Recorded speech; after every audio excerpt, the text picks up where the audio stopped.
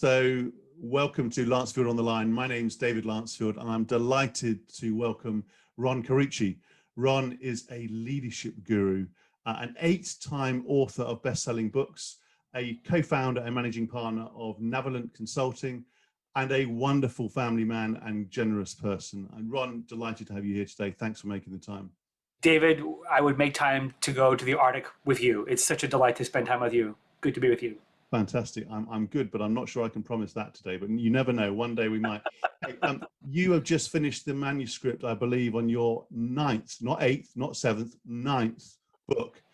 To be honest, Lead with the Power of Truth, Justice, and Purpose. Many, many congratulations. Many congratulations. David, I thank you very much. I could not be more over the moon to be finished with it. It was one of the most, a little bit of grief. I have to say, it was one of the most thrilling experiences of my career to write that book.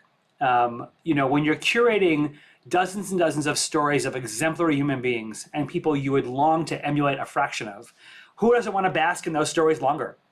So for me, it was a complete thrill. And I had the most extraordinary team of people behind me to work with. So when you've got an army of people marching the hill for the cause who care about it deeply, and you have this extraordinary set of stories and people to curate, what's not to love? That sounds like a real privilege. That sounds like a fantastic experience. Very, very importantly. So Ron, I think I'm right in saying it's coming out next May 2021. Is that right? It's coming out in May. Yep. We'll actually launch in your country in early May, the rest of Europe in middle of May, and then the United States at the end of May. Wow. So the UK's coming. Global book. Wow. There you go. It's available on pre-order from Amazon, and I already have pre-ordered it. And I'm sorry, we're going to get the plug in. It's got to be one of the top leadership books. Bless you. For 2021, no question about that.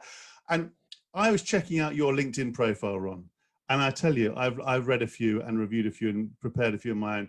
You have, if not the best, one of the best lines, and I'm going to read it out. It says, "When an executive faces the challenge of spearheading a daunting transformation of any kind, I'm the guy they call to make sure it goes well." I mean, that is beautiful. That is beautiful. But hey, let's not get any more blushes. Let's dive straight in. Let's dive straight in. And we've got a lot of material to cover in the next few minutes or so. So as per the title, your book talks about, and obviously studies extensively, how leaders can be, should be more honest, more purposeful, and obviously inspire a sense of justice in an organization. There's part of me, and I am going to be slightly contrary in this discussion, just to sort of spice it up. It's part of me thinking some of those things feel like foundational sort of things, values and behaviors you'd expect an organization to be honest, have a sense of justice, a sense of purpose. Why are they actually more than foundational and actually critical to high-performing, successful organizations? Fabulous question, David. The reality is that they're not as common as we would want them to be. But what I learned in piles and piles of research is that the highest performing organizations, the ones that outperform their competitors, the ones that inspire the greatest brand loyalty, the ones that outperform on both European and American stock indices, the ones that have longer term returns for shareholders, the ones whose products are more innovative, are all the ones who correlate to being the most honest. So it's not just a, sorry to interrupt, it's not just a sort of a fuzzy, nice concept. This is, you actually have, refreshing for a book, rather than just case studies and anecdotes, you actually have quantitative information and analysis which actually shows correlation or degree of causation. Both. Wow, that's fascinating. In my own research, what I learned is that we found, I wanted to know under what conditions do organizations create the environment in which people will tell the truth, do the right thing, yes, and serve a greater good, right? So truth, justice, purpose. Say the right thing, do the right thing, and say and do the right thing for the right reason. And under what conditions they would lie, cheat, and serve their own interests first. yes. And we found 4. And what my research, we used IBM Watson, so we had some great tools behind reading this, 3,200 interviews over the last 15 years that we conducted. And what we found statistically is that if you do these 4 things well, you are 16 times more likely to have people be honest and tell you the truth versus sandbagging their numbers or fudging their goals embellishing their accomplishments, behave fairly, so creating a level playing field where everybody can succeed and do the right thing, and serving a greater good versus serving their own interests first. But if you do 4 of them poorly, you are 16 times more likely to wind up in a headline story that you never imagined being in. So these are factors within our control, and they're conditions we create. They're not, 5,000 people didn't wake up at Wells Fargo one morning all on the same day and go, hey, here's an idea. So the seeds for those failures of Volkswagen were sown years before they came to public light. So I can imagine on the examples you've given and others where there's been an ethical lapse, a particular problem, a crisis where they sort of wake up and go, hey, you know what, we need to do something about it, put initiatives in place. But organizations that are not in that space and maybe performing okay to good to great, how would you generalize, how would you describe their understanding and appreciation of those 4 factors at the moment? So honesty is not a character trait. It's not this thing, this value we have or don't have. Honesty is a muscle. Yes. It's a capability. You have to be good at it, and you have to be good at it. You have to work at it every day. So if you go to the gym and suddenly you've bulked yourself up, and suddenly you're bench pressing 500, you don't get to stop staying strong. You're right, because a month later you won't be bench pressing 500 anymore. So it is a capability you have to keep up with. Right? It's no different than saying we want to be good at innovation. We want to be good at logistics. We want to be good at customer service. We want to be good at cost efficiencies. We want to be good about reaching difficult markets and finding better trade routes. Those are capabilities you build, and then you have to keep investing in them to stay good at them. Honesty is the same way. If you want an environment in which people will thrive and bring their best selves to work, and with their best selves bring you their best ideas, bring you their best thinking, and bring you their deepest commitment, you have to work at that environment. I think that's revolution. I mean, we've talked about this before, but now the way you say it now, that is revolutionary to think of it as a capability rather than a trait or a sort of a given. And hence it's something that, as you say, it's not something you can just assume will happen. Right. Or fix when it happens. You actually have to continue to work on it. And in your travels and studies and work and so on, how would you assess, if you like, the understanding and appreciation of it as a muscle and a capability? Where are companies? Are they sort of get it but don't do it, or they don't get it? And I think the companies, will this book be a sort of a wake up call? Well, it will be. I hope so. I hope it'll be an inspiring wake up call. And my goal was to not to chastise or shame people, but my goal was to inspire people to say, look, here's a cast of dozens and dozens of men and women and organizations you can emulate. I'm going to curate their stories from you, copy them, replicate them, become like them. Who doesn't want a hero, right? And so this is not a book of villains. This is a book of heroes. And in practical terms, David, the ones that get it, work at it. The ones that don't get it, create cosmetic. They have the words on the lobby wall. They have the gestures. They have they're purpose washing. Yes. But the experience of the employees and customers and others in actual lived experience is quite different. And that is one of the conditions that sets the stage for failure.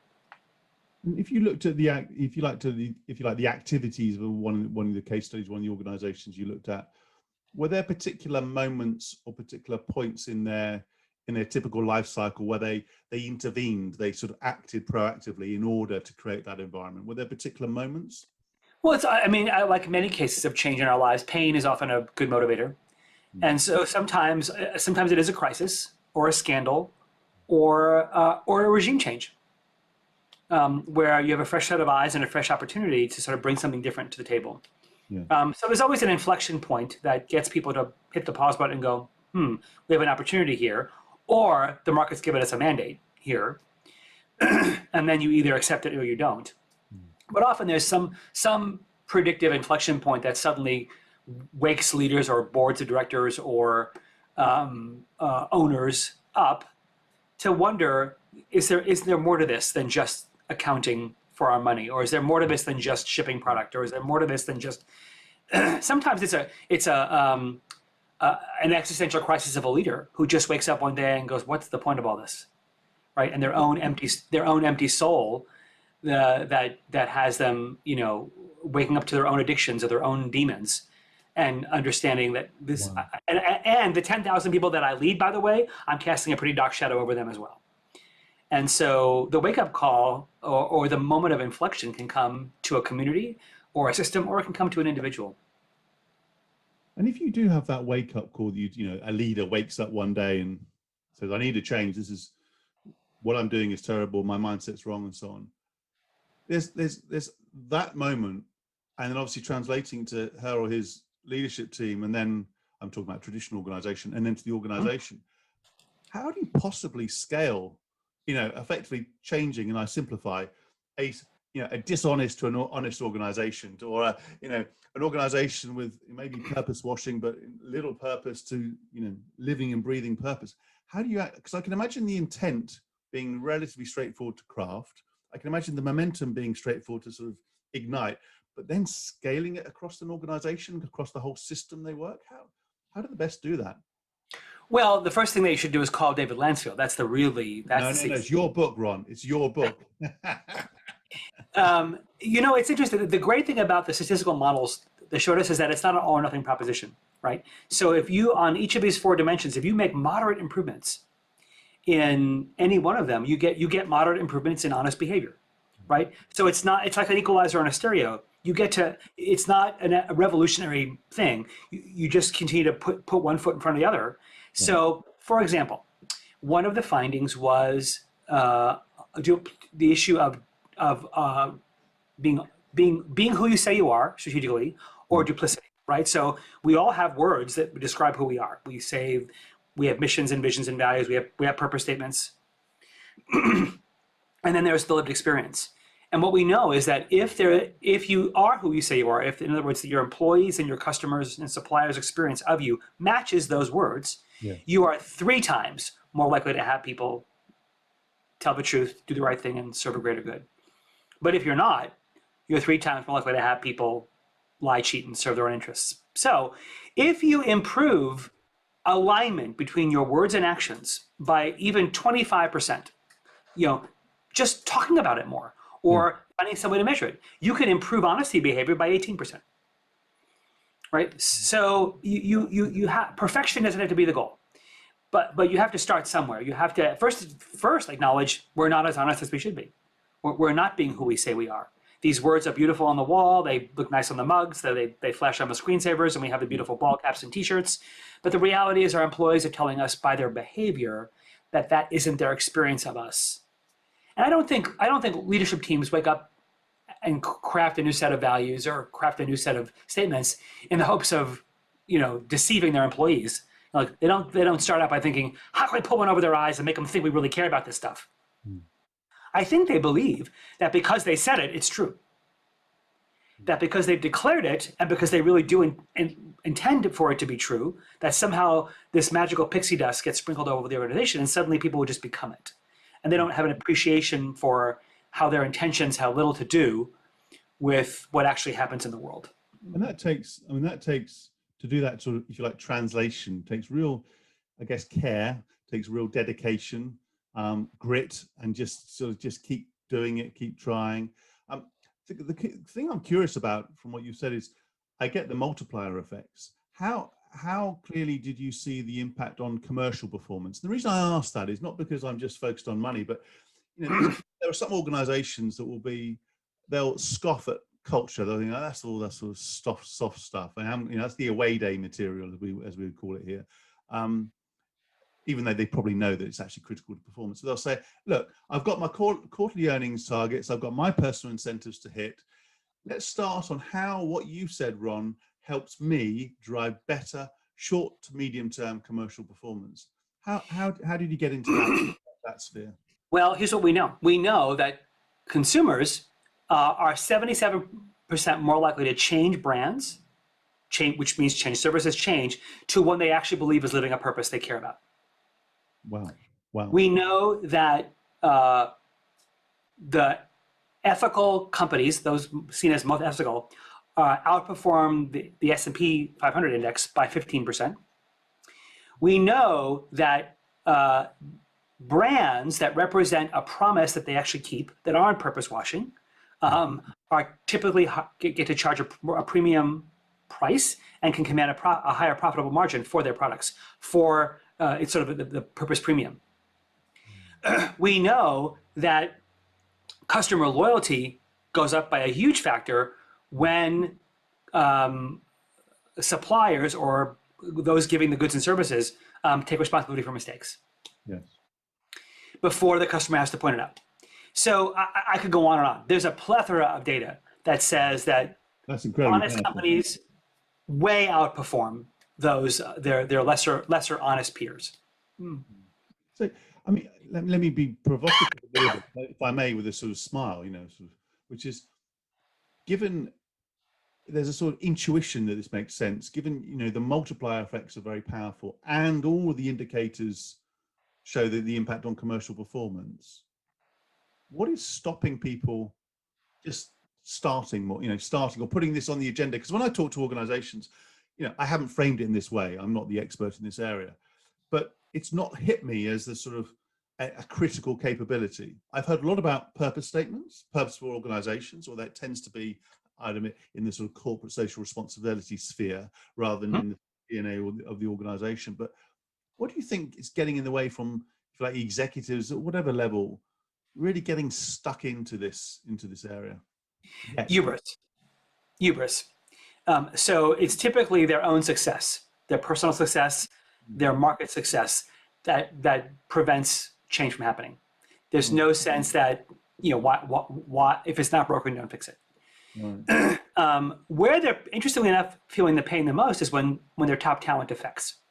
Because what we know about millennials and Gen Zers is that they want to matter. They want their voices heard. They want a seat at the table. They want to have a say in how decisions go. And if your governance process does not create a transparent way for them to participate, that's one of the factors in our research. You are 3.5 times more likely to have those people go dark, or the best ones will quit and leave, or the worst ones will quit and stay. So the way you shape your organization, from a governance point of view, from your accountability systems, from the way you glue your seams together. If you have cross-functional rivalries, if you have departments at war with each other, if you have sales and marketing at each other's throats, if you have supply chain fighting with R&D over costs versus prioritizing new products, you are 6 times, this was the largest factor of all 4, 6 times more likely to have people lie, cheat, and steal. So you think that sibling rivalry on your senior team is cute? You think, oh good, it'll be Darwinian, I'll get the best man to win? No, your risk managers should be all over you because you are inserting risk into your performance. And if you want to be on the cover of the London Times one day in a story that's not going to be very flattering, let them fight. This is radical. I mean, this is a radical reset of leadership mindset and capabilities and development. If you think about how some, not all, but some managers are developed into leaders, and I'm simplifying massively, of course, but going up the ranks. Sure. In terms of what they need to do, how they should act, how they should think, what you just described there, in many cases, is quite a big shift. Typical British understatement. Quite a big shift in how they operate. I mean, this is pretty radical. So I go back to our last research study for Rising to Power, a book on that ascent, right? Yes. One of the findings of the exemplar executives, the ones that stuck the landing versus the other half that fail in 18 months, one of the findings was breadth. Their capacity to see the organization as a whole, to bridge the seams, to bring the pieces together rather than continue to fragment it.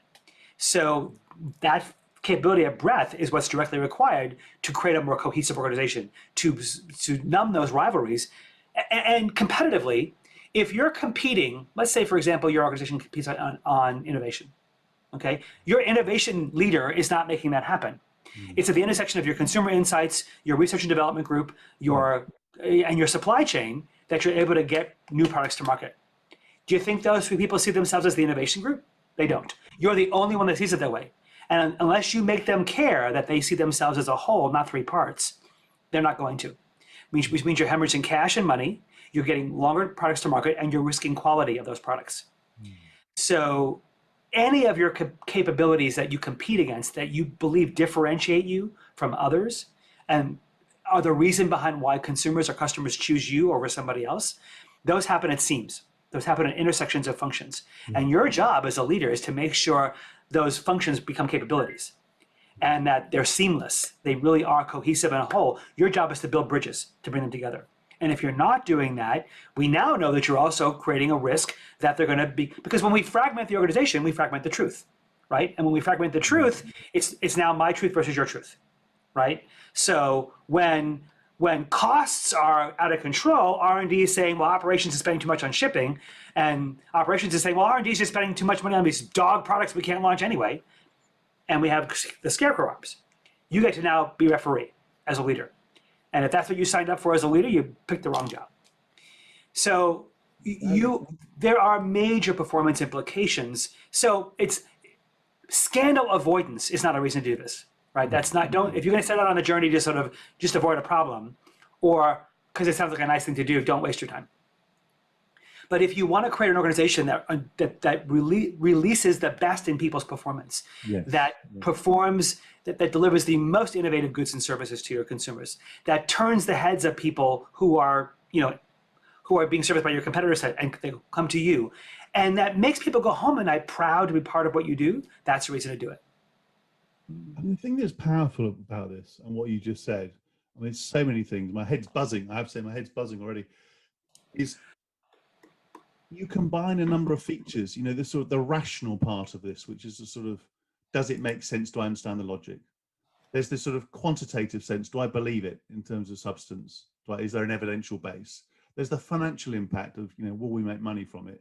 And then, especially with the language you use, both now and in your great videos and no doubt in your book, the emotive side of, this matters to people as human beings. Because what I observe in the leadership areas, you often get people who will focus on one aspect. Oh, it's all about the money, or it's all about the personal self.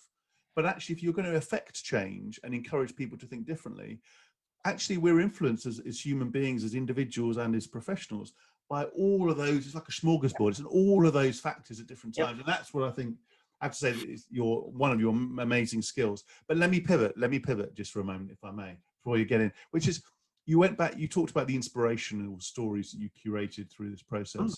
And it's great that you actually used AI to develop the book rather than talking about AI in a book. That's refreshing. That's refreshing. Tell me about the most, if you like, the most intriguing or inspirational story where you thought, wow, I've not thought about that situation, that issue before, where you turned your head. Because I'm not saying you're old, because you're not. You're a very young man, but you're a seasoned. I'm old. You're a seasoned professional. So you've seasoned. Seen a lot of things. That's what we're calling it now. I'm seasoned. Okay, highly experienced, and you're like, but you've seen a lot, right? So I'm curious about where you thought, I've not seen the world in that way before. So, gosh, there's so many that come to mind, David. One of the things I intentionally did in the book is that every chapter opens up with a really big story that's not from the business world. I intentionally wanted to zoom out and travel to Colombia to see how they pacified the country after they signed a peace agreement with the FARC guerrillas and the terrorists. I went to Thailand to understand how those 13 boys got rescued from the cave. I went to New Zealand to understand how Jacinda Ardern was transparent during the pandemic. You actually went to those? Virtually.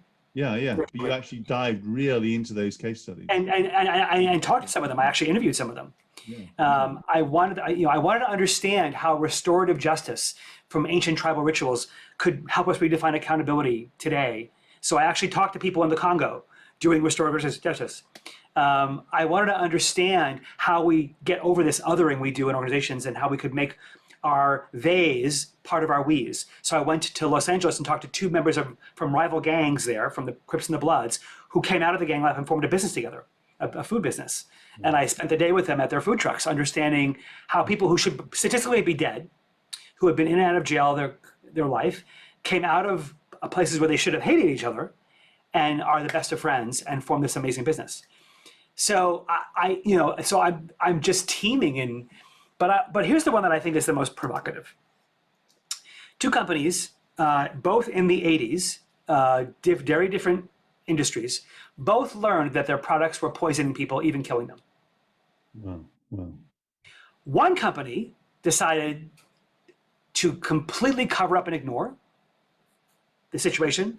One company completely dismantled its supply chain and rebuilt it. So a company we've all come to know and love, Patagonia. And I talked to Vincent Stanley, one of the founding members of Patagonia, who told me the story of when they discovered that the way cotton is milled and manufactured is highly toxic, full of formaldehyde. And they actually took people to the cotton fields, and they had to close the bus windows because the smell was so horrible.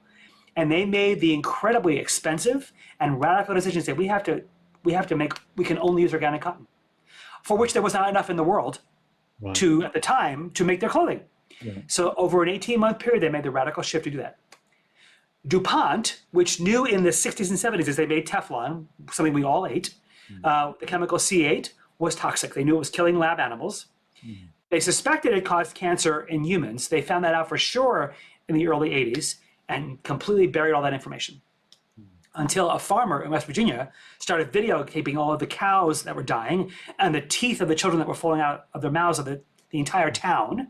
The rates of cancer were dozens times the national average, and engaged an incredibly committed attorney, Rob Bilott, who appears in the movie Dock Waters. If you remember, with Mark Ruffalo, Mark plays Rob Bilott. So I interviewed Rob and got the deep scoop behind the thing. There's also a great Netflix documentary called The Devil We Know about the whole DuPont scandal. It's a horrible, horrible story. And for 20 years he battled and won justice for thousands of people whose lives were ruined. The entire world has C8 in their body. We all have C8 in our bodies because those chemicals were just thrown into the world. We cooked with those pots and pans. Our mothers all love them, and they Scotchgard furniture with it. I mean, it's used everywhere. Every person is now. I mean, not always to toxic levels, but we all have some C8 in our bodies as a result. So here's two companies. One was a scrappy startup at the time, and here's a profound company that's had decades of success. Same inflection point, same challenge, same discovery. Two remarkably different choices. And what I asked them each, I asked Rob and I asked Andy, why? What led to the choice? What was fascinating, what Rob said about DuPont was, you have to remember that the EPA came into existence in the 70s. Haskell Labs was born in the 50s. So they invented the science of toxicology. They were the creators. They trained the EPA. So who is going to come to them and say, you're misreading your science, you're killing people? And I mean, they literally, the hubris of their long-term success literally made it impossible for them to see that these studies of their own scientists were right. And then what Rob had to do was they launched, it was a 7-year, the largest epidemiology study in the world of the largest sample to prove once and for all the correlations between C8 and 4 or 5 different types of cancer, birth defects, and one permanent. So what they won in the lawsuit was the DuPont bet the farm and lost, which was, if we find causation, the justification's for life, which means at any point after that, if anybody gets sick, they can sue. Wow. So after 7 years, the study came back and it unequivocally proved, after millions and millions of data points, right? You're correlating now hundreds and hundreds of thousands of people and their blood samples to thousands of data points and chemical points. And that's why it took 7 years. And of course, DuPont fought it. If you understand today, so you want to ask about what the financial consequences are. First of all, the nearly $1 billion they paid out in lawsuit money pales in comparison. The company itself, which was started by the DuPont family, a prestigious family, is largely gone. I mean, it merged with Dow. They broke it up into a million pieces. There's still one little part called DuPont. They don't make anything that they used to. The company's gone. One of the world's most powerhouse brands and reliably trusted companies is disappeared. It basically crippled them. So, and I'm quite certain, even if you watch this in the Netflix documentary, you watch Rob Bilott taking the deposition of a CEO, you can clearly see that they had no capacity to acknowledge what they had done. Some of them they just had no framework to even comprehend that it could be true. So I think that for me was one of the most startling, contrasting sets of stories in the book for me to dig into. And brilliant and shocking. And I mean, the depth in which you've gone through in these stories to really draw out, and not just in the business world. Given a lot of books tend to have candidly the same companies from different angles. It's refreshing that you've gone outside and then made the comparison. I want to pivot again, and I'll say this as like cheekiness, if I may, which is, you're in Washington, Washington State, right? You've obviously in your country, you've had an election recently, and there's been, not just in the US but elsewhere, some pretty big issues around honesty, all the things you talked about, justice, purpose, and you have a new president-elect at the time of recording this. If you were in the room with him and his vice president, they said, Ron, I've heard of your book, I've heard of you, tell us. And you only had, given their schedule I should say, 2 minutes. What would you say? First, I say, Joe, congratulations. And Kamala, congratulations. Great way to make history. And I would say, do not disappoint us on what you committed to doing. You said you govern for all of us. Start in Ohio. Start in the heartland. Start with the people who didn't vote for you. Go there first. Do not play to your base. Do not play to the agenda. Do not make a sharp left turn the way your president did when you were vice president. You ran as a centrist. Be who you said you were, and go start there. Listen to their concerns. Don't just talk about them. Talk to them. If you are going to be who you say you are, you will start where you said you would start. Yes.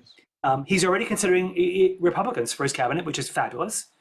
So the thing I'm ironically heartened by Joe, the one thing that everybody threw darts against him was he's an old established politician. He's been in Washington for 40 years. Yeah. Right. But the one thing that gives me a little bit of hope for that because when he went in his prime, he was around in the days of Warren Hatch and Ted Kennedy, right? Two polar opposite men who could work together. They knew how to get deals done. They were civil with each other. They would fight like cats and dogs and go to lunch, right? Which is what we've lost since Clinton changed the congressional calendar. They're not required to be in Washington that much. They can't rub elbows. They can't bump into each other. So the social glue is gone from Congress. And now they're just the laughing stock. And so, but Joe remembers those days of how things got done across the aisle. So my hope is that he will bring some of that back. He will force the issue and force the crossing of an aisle. I actually do hope the Republicans keep control of the Senate, so we have a balance of power there, and that then Joe and they can't run roughshod, and it will force what we're all praying for, which is adult behavior. Yes. Okay, that's a pretty clear message. Would you mind just sending a link to this video to him at the White House? I'll find a way to get it to him. Just tag him in it. Yeah, I'm sure that will work. You never know, Ryan. This world. Hey, I mean, you've written 9 books. You've consulted. I've seen the client list with amazing organizations. You have a coaching style and a consultant. That's a rare combination, although an increasing powerful combination, I would argue. Yeah. What is on your shopping list in terms of looking for the future, where you think there are some really complex, wicked problems that I haven't even thought about yet? There must be 1 or 2 left. Well, the interesting thing, this othering issue, the issue of we have to get the issue of inequality and inequity out of the hands of the DEI people. They should do what they're doing, but they're trying to campaign their way to justice, and my fear it's going to fall short. I love what they're doing. They need to keep up their good work, but I think we all need to take responsibility for leveling the playing field. We all have parts of our organization that live with privilege. If you're a tech company, your engineers are privileged. If you're a branded high brand company, your marketers are privileged. We all have places where certain identities are privileged. You and I are white men. We know we're privileged. And those privileges bring us benefits we don't even see. And we don't even recognize the disadvantages they bring to others. And I think if we're really going to level the playing field in our organizations, our accountability processes and our othering processes have got to be addressed. And so I think this notion of how do we create a cohesive community in our organizations? How do we create level playing fields where it's safe to tell the truth and where it's safe to bring your full self to the table? I think we're nipping and tucking at it a little bit, but I don't think we're really taking it head on. And I think there are going to be courageous companies and leaders who are going to want to. And I think those would be fun tables to sit around and figure out how to do it. I think there's a lot of activity and good activity around representation and diversity and so on. But that's like Feels like a necessary but not sufficient condition for, inclusion, belonging, I and think performance. I certainly think, trying to get more representation of underserved people or underrepresented folks, that's all great. Yeah. But I'm talking about the way that then what happens on the table, the level, the quality of decisions, the quality of solutions, the quality of employee experience, the quality of risk and courage just goes exponentially up. And so what I'm looking forward to is not just solving for the representation issues or the equal opportunity issues or the social issues that certainly need to be addressed. But as a result of doing all that, what we then get for that in our communities and in our organizations is something really wonderful. You know what, Ron? I mean, in an area of leadership that is so well covered, but is often quite narrow in its focus, a particular topic, a particular moment.